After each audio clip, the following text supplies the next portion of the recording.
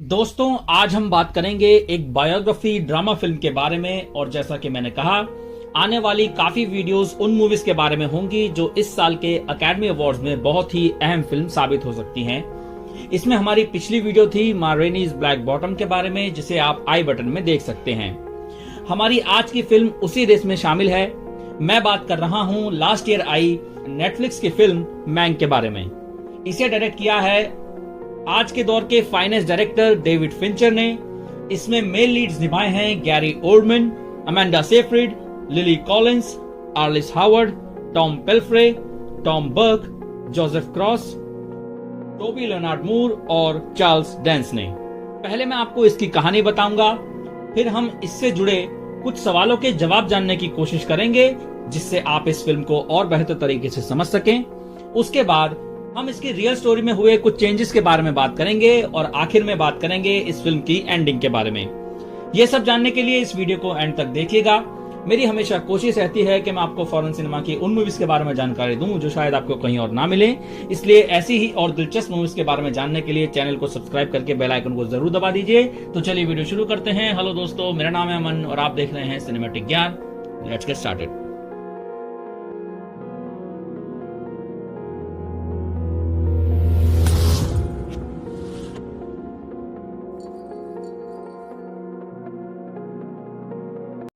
दोस्तों, मैं आपको बता दूं कि मैं आपको इसकी कहानी इसके नॉन लीनियर स्क्रीन प्ले की तरह ना बताकर क्रोनोलॉजिकल ऑर्डर में बताऊंगा, जिससे उसे समझना आसान हो।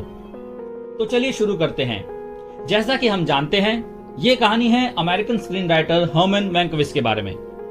1930 में हर्मन एमजीएम स्टूडियोज की एक लोकेशन पर जाता है जहां वो और वहां की लीड एक्ट्रेस मैरियन डेविस एक दूसरे को पहचान लेते हैं।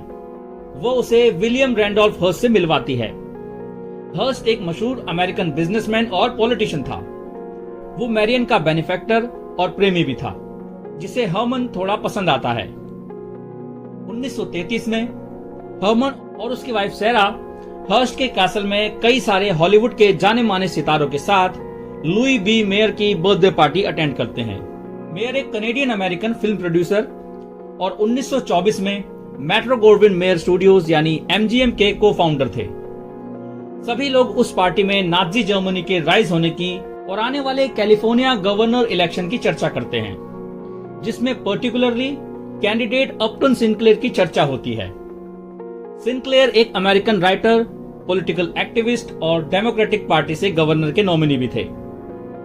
इन्हीं की किताब ऑयल पर पॉल थॉमस एंडरसन की famous film There Will Be Blood based है।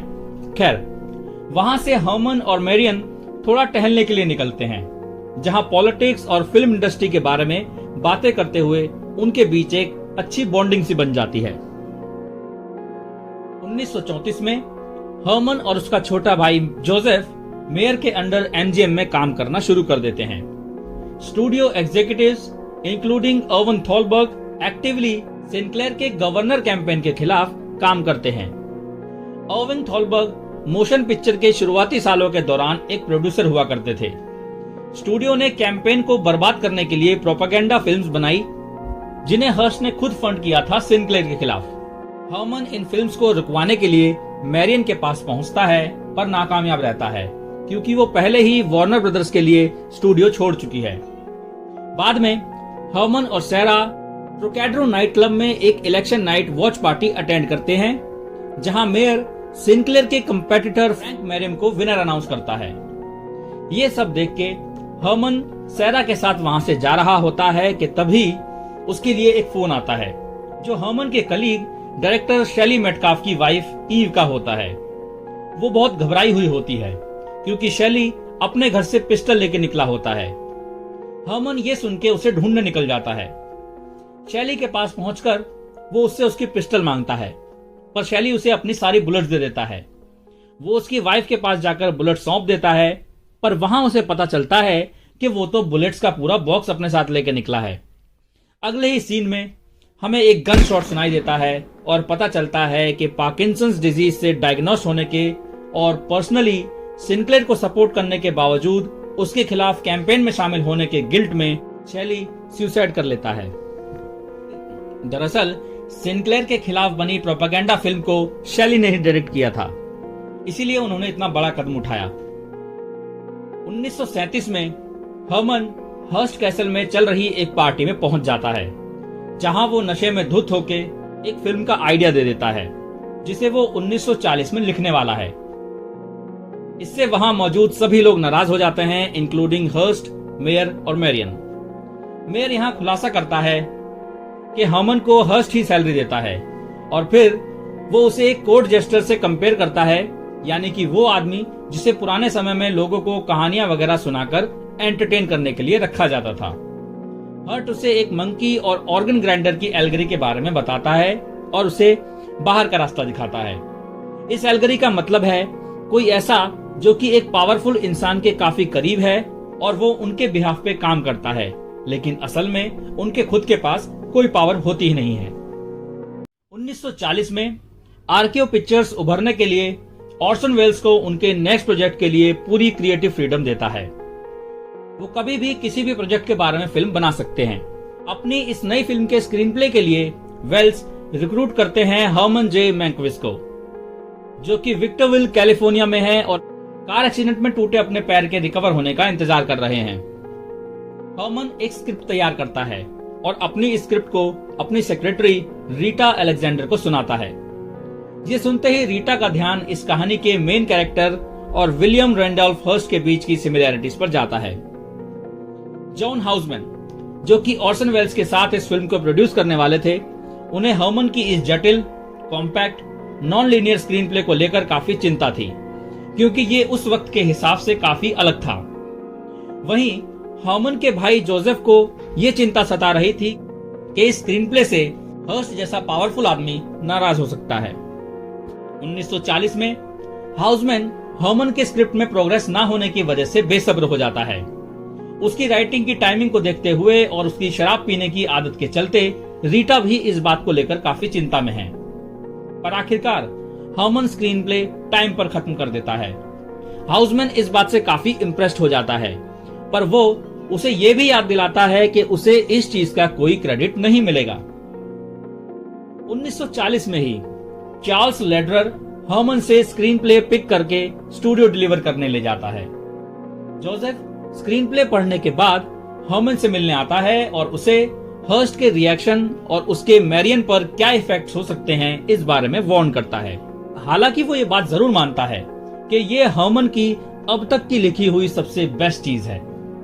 मैरियन भी वहां उससे मिलने आती है और हर्मन से स्क्रीन प्ले चेंज करवाने की पूरी कोशिश करती है, पर इसका कोई फायदा नहीं होता। वो उससे कहती है कि वो इस पिक्चर को बनने से रोकने की पूरी कोशिश करेगी। 1940 में ही हर्स्ट के दबाव के बावजूद ऑर्सन वेल्स का फिल्म बनाने का इरादा पूरी तरह से पक्का होता है और वो हर्मन के बिना इसे एक बार फिर से लिखना चाहते थे। वो हर्मन से मिलने जाते हैं और उसे स्टूडियो द्वारा खरीदने का ऑफर देते हैं। हालांकि अपने कॉन्ट्रैक्ट के टर्म से इनकार करते हुए हर्मन अपनी स्क्रिप्ट के लिए क्रेडिट की डिमांड करता है, ये कहते हुए कि ये उसका सबसे ग्रेटेस्ट काम है। ऑर्सन इस बात से अपसेट हो जाता है और वहां से गुस्से में जाने से पहले हर्मन से कहता है कि वो उसे सपोर्ट करेगा। हर्मन को आखिरकार इस फिल्म के लिए वेल्स के साथ जॉइंट क्रेडिट दिया जाता है और यह फिल्म कोई और नहीं बल्कि one of the greatest films of all time में से एक, सिटीजन केन थी। दोनों को इस काम के लिए 2 साल बाद academy award for best original screen play दिया जाता है। ऑर्सन अपनी एक्सेप्टेंस स्पीच में कहता है, मैंक यू कैन किस माई हैफ। वहीं बाद में जब मैंक को दिखाया जाता है तो उनकी स्पीच होती है, I am very happy to accept this award in the manner in which the screenplay was written, which is to say in the absence of Orson Welles. How's that? और ये पूछे जाने पर कि फिर Orson को इस चीज के लिए क्रेडिट क्यों दिया गया, हर्मन जवाब देता है, well that my friend is the magic of the movies. और इसी के साथ फिल्म खत्म हो जाती है। तो दोस्तों, इस फिल्म को देखने के बाद हमारे मन में कई सारे सवाल आने लगते हैं। हम इसके आगे पीछे की सारी हिस्ट्री को जानना चाहते हैं। इसलिए सबसे पहले हम इसकी कहानी और इसकी असली हिस्ट्री से जुड़े सवालों के जवाब जानेंगे, जिसमें सबसे पहला सवाल है कि इन सारी चीजों में अपटन सिंक्लेयर कैसे शामिल था, उसका इसमें क्या रोल है। जैसा कि हम जानते हैं, अपटन सिंक्लेयर मैंक का कोई मेजर कैरेक्टर नहीं है, बल्कि ये कहना चाहिए कि इस फिल्म में उनके कैरेक्टर का सिर्फ एक कैमियो है, पर उनका नाम फिल्म के काफी हिस्सों में इस्तेमाल होता रहता है। जैसे कि मैंने पहले ही बताया, सिंक्लेयर एक राइटर थे और उन्हें सबसे ज्यादा उनकी नॉवेल द जंगल की वजह से जाना जाता है, जिसमें उन्होंने शिकागो के मीट पैकिंग इंडस्ट्री को एक्सपोज किया था। हालांकि सिंक्लेयर एक जाने माने सोशलिस्ट थे, यानी सोशलिस्ट पार्टी के सदस्य थे और उस पार्टी से गवर्नर की सीट पर 2 बार लड़कर जीत चुके थे। 1933 में कैलिफोर्निया में फैली गरीबी के चलते उन्हें गवर्नर ऑफ कैलिफोर्निया के डेमोक्रेटिक उम्मीदवार के तौर पर इलेक्शन लड़ने के लिए एनकरेज किया गया। सिंक्लेयर ने इस वक्त पैम्फलेट भी लिखा था, I Governor of California and How I ended poverty. वो फ्रैंक मेरियम के खिलाफ लड़ रहे थे, जो कि रिपब्लिकन पार्टी से थे, और उस वक्त वो एक एक्टिंग गवर्नर थे। ये रोल उन्होंने तब लिया जब जेम्स रॉल्फ की मौत हो गई थी। ये तो हुई अपटन सिंक्लेयर की बात। अगला सवाल यहीं से जुड़ता है कि विलियम रैंडोल्फ हर्स्ट अपटन सिंक्लेयर से नफरत क्यों करता था। वैसे ये बात आम है कि कोई सिंक्लेयर जैसा आदमी हर्स्ट जैसे आदमी से नफरत करे, जो कि एक बहुत ही ज्यादा दौलत शोहरत वाला आदमी है, जिसे सेंसेशनलिस्ट येलो जर्नलिज्म का फाउंडर भी कहा जाता है। पर उनके बीच कड़वाहट उस गवर्नर इलेक्शन से कहीं ज्यादा पुरानी थी। सिंक्लेयर की 1919 की book The Brass Check A Study of American Journalism में हर्स्ट ही उनका स्पेसिफिक एम थे। फिल्म में भी हम डेविस को सिंक्लेयर की बुक का कोट देते हुए देखते हैं, जिसका नाम था I Governor of California, I Candidate for Governor and How I Got Licked. इस बुक में सिंक्लेयर ने हर्स्ट, डेविस और सैन सिमियन के बारे में लिखा था, I saw our richest newspaper publisher keeping his mistress in a city of palaces and cathedrals furnished with shiploads of junk imported from Europe। पर ये 1935 तक ही पब्लिश हो पाई थी, सिंक्लेयर के हारने के बाद। कुछ भी कहें, ये लाइन मैरिन के सैन सिमियन में घूमने और जिराफ के घास चरने वाले सीन के साथ बिल्कुल फिट बैठता है। हमारा तीसरा सवाल भी सिंक्लेयर से ही जुड़ा है कि हॉलीवुड सिंक्लेयर से नफरत क्यों करता था। मैंक में हम एक पार्टी में लुई बी मेयर को सिंक्लेयर की बुराई करते हुए सुनते हैं, जिसमें वो उसे पॉलिटिक्स से कुछ अलग जाकर हिटलर से कंपेयर करता है। वो मैंक को वहां मौजूद क्राउड को कम्युनिज्म और सोशलिज्म के बीच डिफरेंस एक्सप्लेन करने को कहता है। उस वक्त के हॉलीवुड के बड़े लोगों का राइट विंग की तरफ झुकाव ही सिर्फ इस चीज का रीजन नहीं था, बल्कि सिंक्लेयर को इंडस्ट्री के लिए खतरा माने जाने के पीछे एक स्पेसिफिक रीजन था। केसीईटी के मुताबिक उन्होंने एक बार कहा था कि स्टेट ऑफ कैलिफोर्निया को एक आइडल स्टूडियो रेंट पर दे देना चाहिए और वहां बेरोजगार एक्टर्स को उनकी कुछ अपनी इंडिपेंडेंट पिक्चर्स बनाने देनी चाहिए। यही रीजन था कि उस वक्त का हॉलीवुड सिंक्लेयर से बहुत ज्यादा नफरत करता था, क्योंकि वो उनके स्टूडियोज और पॉलिटिक्स की मोनोपोली को खत्म करना चाहते थे। यहाँ एक और चीज हमारे जहन में आती है कि क्या सिंक्लेयर के खिलाफ बनाई गई वो अटैक न्यूज़रील वाकई रियल थी। इसका जवाब है हाँ। मेयर और थॉलबर्ग ने सिंक्लेयर के खिलाफ साजिश की थी। केसीईटी के नोट्स के मुताबिक मेयर ने हर्स्ट से सिंक्लेयर को उसके न्यूज़पेपर के जरिए बर्बाद करने को कहा था, और हर्स्ट ने ये बात उठाई भी थी कि अगर सिंक्लेयर ये इलेक्शन जीत जाता है तो स्टूडियोज फ्लोरिडा में मूव हो जाएंगे, जिसकी तरफ मूवी में एक आदमी संकेत भी करता है जब वो एमजीएम गेट्स के बाहर मैंक से टकराता है। मेयर ऐसा अकेला एग्जीक्यूटिव नहीं था जिसने अपने एम्प्लॉयज की सैलरी से फंड लेकर मेरिम कैंपेन में लगाए, बल्कि जैक वार्नर को छोड़कर सभी ने ऐसा ही किया था।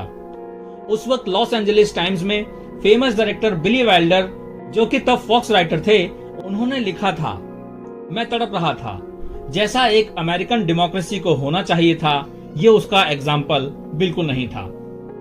जो न्यूज़रील मैंक में बहुत बड़ा रोल निभाती है वो अर्विंग थॉलबर्ग की करतूत थी। थॉलबर्ग की आज भी हॉलीवुड में काफी इज्जत है। अकेडमी आज भी अर्विंग जी थॉलबर्ग मेमोरियल नाम का एक अवार्ड देती है। उसने इस बात को लिबरल एक्टर फ्रेडरिक मार्च की एक पार्टी में कबूला भी था और कहा था, nothing is unfair in politics. तो जिस तरह से मैंक में दिखाया गया है, थॉलबर्ग ने वाकई अपने रिसोर्सेज का गलत इस्तेमाल किया ताकि वो सिंक्लेयर के खिलाफ प्रोपेगेंडा चला सके। उसने मैरियम के वोटर्स को सच्चा और सिनक्लेयर्स के वोटर को रशियन से सिंपैथी करने वाला बता दिया, जो कि एक बड़ी फेक न्यूज थी। इन्हीं सब चीजों से एक बहुत ही इंटरेस्टिंग सवाल जन्म लेता है कि फिंचर ने इन सब चीजों को मैंक में कैसे यूज किया है। यहाँ फिंचर का असली खेल शुरू होता है शैली मेटकाफ के कैरेक्टर से, जो कि मैंक का दोस्त, कलीग और एमजीएम में एक लोअर रैंकिंग क्रू मेंबर था। शैली को थॉलबर्ग की वही शॉर्ट रील वाली मूवी डायरेक्ट करने के लिए कहा गया था, पर वो इस चीज में पार्टिसिपेशन के बोझ के तले इतना ज्यादा दब चुका था कि उसने सुसाइड कर लिया। वो मैंक का दुख और गुस्सा ही था जिसकी वजह से वो सिटीजन केन के सहारे हर्स्ट के पीछे पड़ा। और ये कहानी थॉलबर्ग के मीडिया मैनिपुलेशन को ही रिफ्लेक्ट नहीं करती, बल्कि केन के अपने मिथ मेकिंग को भी करती है। यहाँ हर्मन की इंस्पिरेशन सिर्फ हर्स्ट नहीं है, बल्कि वो पूरा कोरोसिव कंजर्वेटिव एजेंडा है जिसे वो रिप्रेजेंट करता है। हर्मन खुद भी सिनक्लेयर के लिए एक अलिजेंस रखता था। वो दोनों ऐसे ही राइटर्स थे जिन्होंने अपने से कई ज्यादा बड़े रुतबे के लोगों पर हमला किया था। तो चलिए दोस्तों, अब हम समझते हैं कि डेविड फिंचर ने असली स्टोरी के कंपैरिजन में इस फिल्म में क्या क्या चेंजेस किए हैं। सबसे पहले बात करेंगे मैंक के हॉलोकास्ट रेफ्यूजीज को स्पॉन्सर करने के बारे में। फिल्म में हम देखते हैं कि सिटीजन केन लिखते समय हर्मन के साथ एक जर्मन स्वीडिश नर्स भी रहती है जिसका नाम है फ्रॉलिन फ्रीडा। जब एक सीन में रीटा उससे पूछती है कि तुम हर्मन जैसे डिमांडिंग, डिसरिस्पेक्टफुल और ज्यादातर बकवास करने वाले आदमी के लिए इतनी लॉयल क्यों हो, इस पे वो जवाब देती है कि वो लॉयल इसलिए है क्योंकि मैंक ने उसकी और उसके साथी जर्मन ज्यूज के पूरे विलेज की हेल्प की थी हिटलर के अत्याचारों से बचकर अमेरिका आने में। इसमें से काफी बातें सही हैं, पर कुछ डिटेल्स को यहाँ कहानी का फ्लो बनाए रखने के लिए बदला गया। मैंक के साथ एक नर्स थी, बट फ्रीडा एक फिक्शनल कैरेक्टर है जो कि इंस्पायर्ड ज्यादा है, रियल कम है। और मैंक ने हालांकि एक पूरे गांव की मदद नहीं की थी, पर उसने कई सारे रिफ्यूजीज को नाजी जर्मनी से निकलने के लिए स्पॉन्सर किया था। मैंक की biography Mank the wit, world and life of Herman Mankiewicz लिखने वाले राइटर रिचर्ड मेरीमैन के मुताबिक रियल हर्मन ने सैकड़ों जर्मन रिफ्यूजीज को स्पॉन्सर किया था, जिनके लिए उन्होंने खुद को फाइनेंशियली रिस्पॉन्सिबल भी बनाया था। रियल मैंक काफी आउटस्पोकन थे, वो हिटलर के बारे में खुल के बात करते थे, और यहां तक कि उन्होंने एक स्क्रिप्ट भी लिखी थी जिसका नाम था the mad dog of Europe, जिसमें हिटलर के राइज को कंडेम किया गया था। इस स्क्रीन प्ले का ब्रीफ जिक्र हमें फिल्म में दिखाया गया है। जाहिर है ये फिल्म नहीं बनी क्योंकि कोई स्टूडियो इसे इस डर से नहीं बना सका कि कहीं वो जर्मन मार्केट में अपनी पकड़ खो ना दे। यहाँ एक बात और खास है कि शैली मेटकाफ का कैरेक्टर भी सिर्फ मूवी के लिए बनाया गया है। वो डायरेक्टर फेलिक्स ई फीस्ट से थोड़ा इंस्पायर्ड था। हालांकि इस ड्रामेटिक स्टोरी लाइन और मैंक के एंड से फीस्ट की असल जिंदगी का कोई लेना देना नहीं है। चलिए अब बात करते हैं मैंक के हर्स्ट और मैरियन डेविस के साथ रिलेशनशिप की। असल जिंदगी में मैंक कुछ वक्त के लिए विलियम रैंडोल्फ हर्स्ट के सोशल सर्कल का हिस्सा थे। उनकी चार्ली लेडर के साथ बहुत ही गहरी फ्रेंडशिप थी, जो कि मैरियन का नेफ्यू था, और शायद यही उनकी हर्स्ट के लग्जरियस सैन सिमियन एस्टेट में आने वाले क्राउड के साथ पहला इंट्रोडक्शन भी होगा। हालांकि किसी भी तरह उसकी हर्स्ट और मैरियन दोनों के ही साथ एक अच्छी जान पहचान के अलावा कुछ नहीं था, या कम से कम सिटीजन केन लिखने से पहले तो ऐसा ही था। पर फिल्म में मैंक और मैरियन की काफी अच्छी फ्रेंडशिप दिखाई गई है। वो दोनों बिल्कुल एक दूसरे को जानते थे, लेकिन वो उतना क्लोज भी नहीं थे जितना यहाँ दिखाया गया है। मैंक का ये सजेशन के सिटीजन केन का फेमस वर्ड रोजबर्ड एक ऐसा शब्द था जो हर्स्ट डेविस की जेनेटेलिया के लिए यूज करता था, वो असल में अफवाह थी जो फिल्म के रिलीज के वक्त काफी सर्कुलेट की गई थी। लेकिन ये कहा जा सकता है कि मैंक की इस नाम के पीछे ये इंटेंशन नहीं रही होगी। रोजबर्ड उनकी कुछ पिछली स्क्रिप्ट्स में भी देखने को मिलता है, पर इससे ज्यादा इसका कोई सिग्निफिकेंस नहीं है। चलिए अब बात करते हैं मैंक के शराब पीने की आदत के बारे में। जैसा कि हमने मैंक के क्लाइमैक्स में देखा कि शराब पी के मैंक पार्टी में जाता है और सिटीजन केन के प्लॉट के बारे में कुछ चीजें बताता है और फिर उल्टी कर देता है। फिर हर्स्ट उसे बाहर का रास्ता दिखाता है। ये एक बहुत ही बेहतरीन सीक्वेंस था। रियलिटी में ये सीक्वेंस फिक्शनलाइज था। मैंक उल्टी के बाद जो लाइन बोलता है, the white wine came up with the fish, वो एक रियल कोट था जो उसी के लिए कहा तो गया था, पर एक अलग पार्टी में और एक अलग घर में। फिल्म को थोड़ा इंटरेस्टिंग बनाने के लिए फिंचर ने जरूर उनके फेस ऑफ को इस तरह से दिखाया, पर फैक्ट्स तो फैक्ट्स हैं। मैंक सच में एक मशहूर अल्कोहलिक था और उसने सैन सिमोन में जरूरी वक्त भी बिताया था, पर क्या वाकई असली हर्स्ट फिल्म में दिखाए गए हर्स्ट जितना रौबदार, रसूख वाला और चीजें थोपने वाला था? कहना मुश्किल है, पर ऐसा होना मुमकिन भी है। अब बात करते हैं सबसे मेन चीज की, सिटीजन केन की राइटिंग की। मैंक का फाइनल हिस्सा फोकस करता है सिटीजन केन की स्क्रिप्ट पर, ऑथरशिप और क्रिएटिव क्रेडिट के ऊपर, जो कि एक ऐसी चीज है जिसपे हिस्टोरियंस और फिल्म स्कॉलर्स दशकों से बहस कर रहे हैं। मूवी हमें दिखाती है कि मैंक और वेल्स उसकी क्रेडिट की डिमांड पर लगभग लड़ ही पड़ते हैं, पर असल में उसे यह मिलता है राइटर्स गिल्ड ऑफ अमेरिका से अपील करके, जिसमें मैंक को क्रेडिट्स में वेल्स से ऊपर नाम दिया गया। फिल्म का ये लास्ट आमने सामने वाला सीन एक ड्रामेटिक इफेक्ट के लिए जोड़ा गया, पर इसकी आर्बिट्रेशन और बाद में रिस्टोर करने वाली बात बिल्कुल सच है। अब सवाल खड़े होते हैं कि ऑर्सन वेल्स को इस चेंज के बारे में जानकर कैसा लगा और फिल्म की इतनी बड़ी सक्सेस का जिम्मेदार कौन है। इन सवालों का सटीक जवाब दे पाना मुमकिन नहीं है। कुछ लोगों का कहना है कि वेल्स ने खुद राइटर गिल्ड का फैसला पलटने के बाद मैंक का नाम टॉप बिलिंग में रखवाया था, पर कुछ इस बात को नकारते भी हैं। कुछ स्कॉलर्स कहते हैं मैंक के असली ड्राफ्ट में उतनी खास चीजें नहीं थी जिसने सिटीजन केन को इतना इन्फ्लुएंशियल बना दिया, जबकि बाकियों का कहना है कि फिल्म का ज्यादातर स्ट्रक्चर, स्टाइल और इमोशनल कोर मैंक के काम की वजह से ही था। चाहे डिटेल्स कुछ भी रही हो, पर सिटीजन केन को देखकर यह साफ तौर पर कहा जा सकता है कि ऐसा इम्पैक्ट सिर्फ स्क्रिप्ट के दम पर तो नहीं बनाया जा सकता। वेल्स का डायरेक्शन, उनकी एक्टिंग स्टाइल और ट्रेंड सेट करने वाली वो सिनेमेटोग्राफी, ये सभी कंपोनेंट्स भी उतने ही जरूरी थे जितनी स्क्रिप्ट, और इसलिए ये इतनी स्पेशल है। भले कहानी सिटीजन केन का दिल है, लेकिन वेल्स ने शुरुआती ड्राफ्ट में काफी एडिटिंग की थी, तो फिर हम सिटीजन केन के लिए किसको थैंक्स कहें?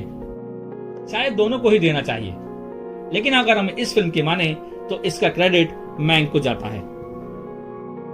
दोस्तों, अब जानते हैं इसकी सबसे जरूरी चीज यानी कि इसकी एंडिंग के बारे में, और इससे उठने वाले सभी सवालों के जवाब ढूंढने की कोशिश करते हैं। सबसे पहली चीज कि मैंक ने सिटीजन केन का क्रेडिट लेने वाली बात पर अपना मन क्यों बदल लिया। सिटीजन केन के राइटिंग प्रोसेस की शुरुआत में मैंक स्क्रिप्ट लिखने के लिए क्रेडिट ना मिलने की शर्त को लेकर मान गए थे। अगर देखें तो यह भी ज्यादा सरप्राइजिंग नहीं है, क्योंकि मैंक को दर्जनों स्क्रिप्ट लिखने या लिखने में मदद करने के लिए जाना जाता था, वो भी बिना क्रेडिट लिए। ऐसा इसलिए होता था क्योंकि या तो वो स्क्रिप्ट को फिक्स करते थे या उसमें अपना ट्रेडमार्क ह्यूमर का टचअप दे देते थे, जिससे वो और इफेक्टिव हो जाती थी।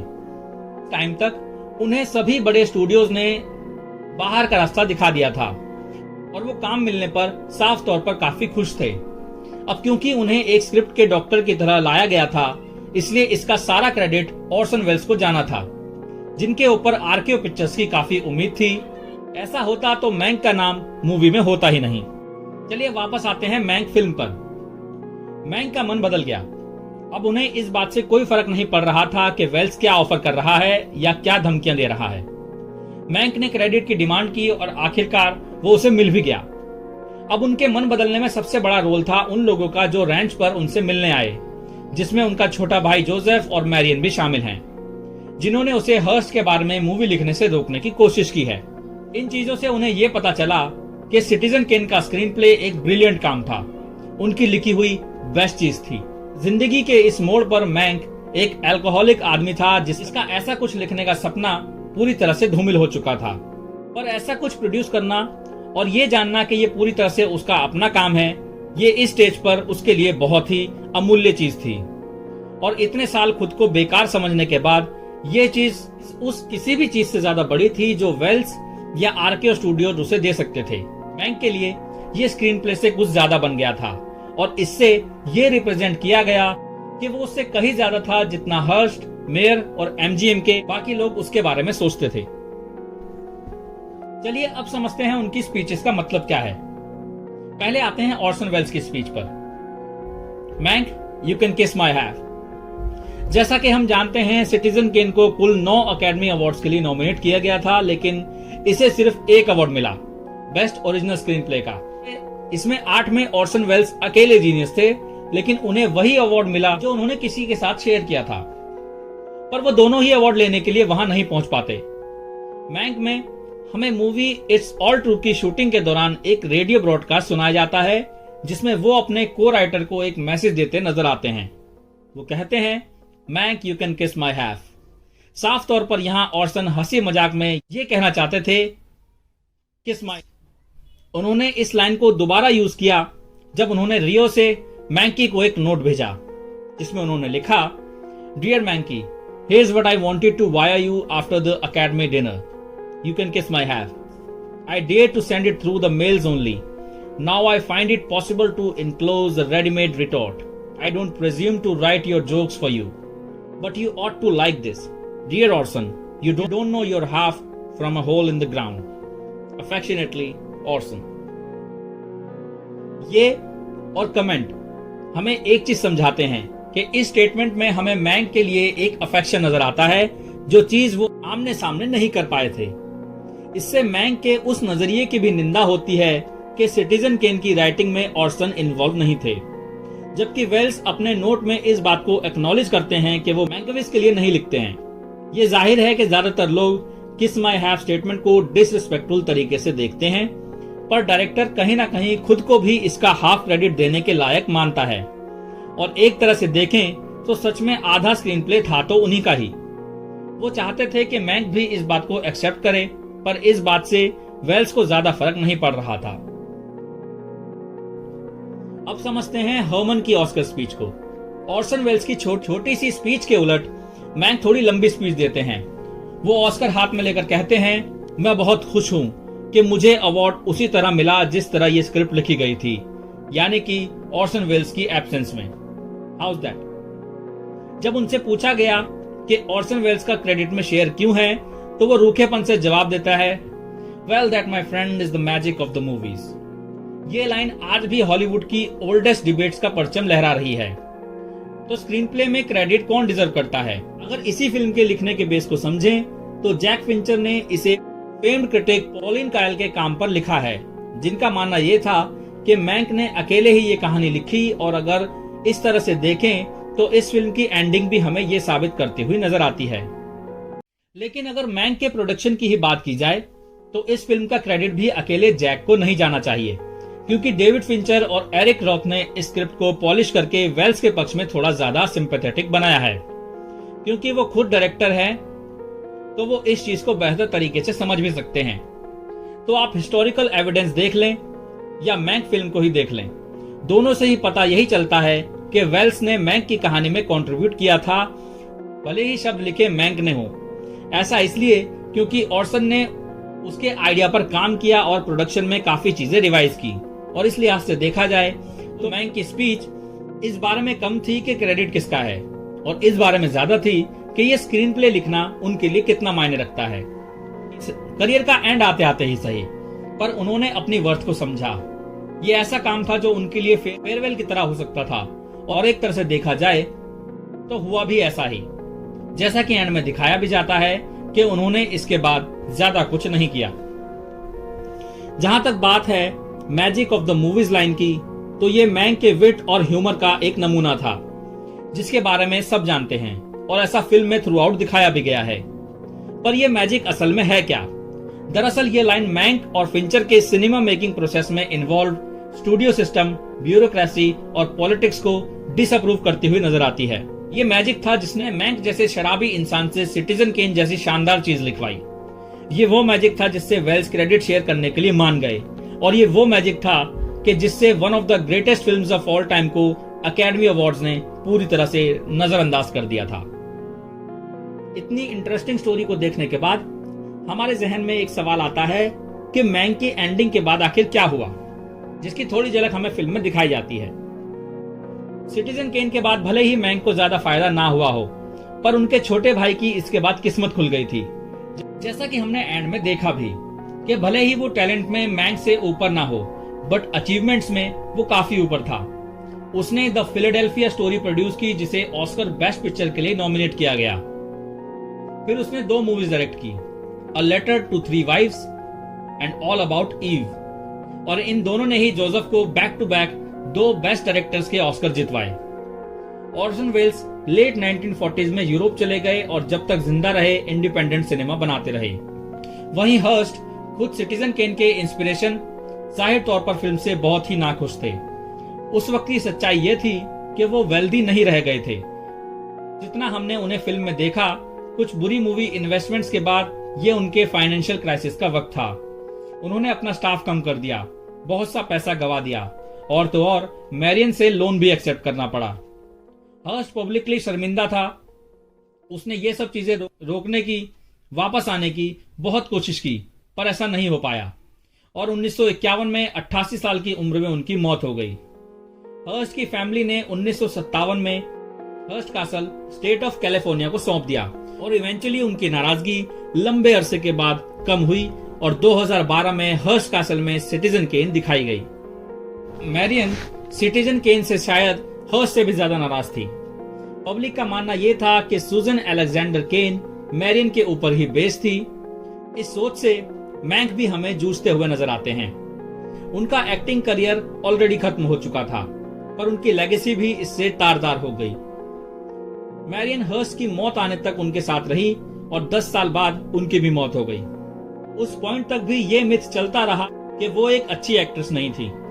हालांकि क्रिटिक्स ने और खुद ऑर्सन वेल्स ने भी आने वाले सालों में उनकी लेगेसी को रीडिफाइन करने की कोशिश की, जिसमें अब मैंक ने भी थोड़ी मदद जरूर की है। तो मैंक की पूरी एंडिंग का असल में मतलब है क्या? यह फिल्म एक बिटर स्वीट मोड पर खत्म होती है। फिल्म के शुरुआत में ही हमें एक स्टेटमेंट सुनने को मिलती है that you cannot capture a person's life in 2 hours, but only hope to leave the impression of one। और जाहिर तौर पर मैंक ये चीज अचीव करने में कामयाब होती है। मूवी हर्मन के शुरुआती सालों में नहीं झांकती, और इसे देखने के बाद भी लोग सोच सकते हैं कि इन्होंने और कौन सी मूवीज लिखी होंगी, पर वो एज अ पर्सन कैसे थे, उनका टैलेंट कितना बढ़िया था, और इसके लिए उन्हें क्या कीमत चुकानी पड़ी, ये सब इसमें बखूबी दिखाया गया है।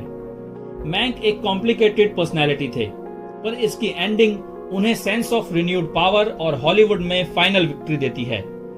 भले ही वो ऑर्गन ग्राइंडर नहीं थे, लेकिन उन्होंने कम से कम ये किया कि हर किसी को पता चल जाए कि ये मंकी भी इस शो के लिए उतना ही इम्पोर्टेंट है। अगर इसे एक ब्रॉडर सेंस में समझें तो इसे ओल्ड हॉलीवुड के लिए लव लेटर की तरह देखा जा सकता है। फिंचर ने हॉलीवुड में ब्यूरोक्रेसी और पॉलिटिक्स की हर कड़वी सच्चाई को यहाँ दिखाने की कोशिश की है। इंडिपेंडेंट फिल्म मेकर्स को उस वक्त तकलीफ झेलनी पड़ी, हम इसका अंदाजा इस फिल्म से लगा सकते हैं, और इसी फिल्म से हमें पता चलता है कि क्यों और कैसे सिटीजन केन एक टाइमलेस क्लासिक बन पाई, क्यों वो इतनी रेलेवेंट है। अगर हर क्रिएटिव इंसान किसी बड़े स्टूडियो के बोझ तले दब जाए तो शायद वो क्वालिटी कंटेंट बना ही नहीं पाएगा। और आखिर में मैं यही कहना चाहूंगा कि मैंक हमें दिखाती है डेविड फिंचर मूवीज से तो प्यार करते हैं, पर वो हॉलीवुड से प्यार नहीं करते।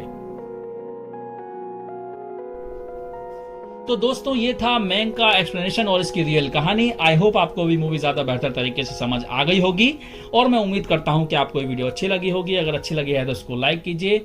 अगर आपकी कुछ सवाल या ओपिनियन है तो उन्हें कमेंट सेक्शन में शेयर कीजिए। इस वीडियो को शेयर कीजिए। मैं मिलता हूं आपसे अगली वीडियो में। Thanks for watching. Bye bye.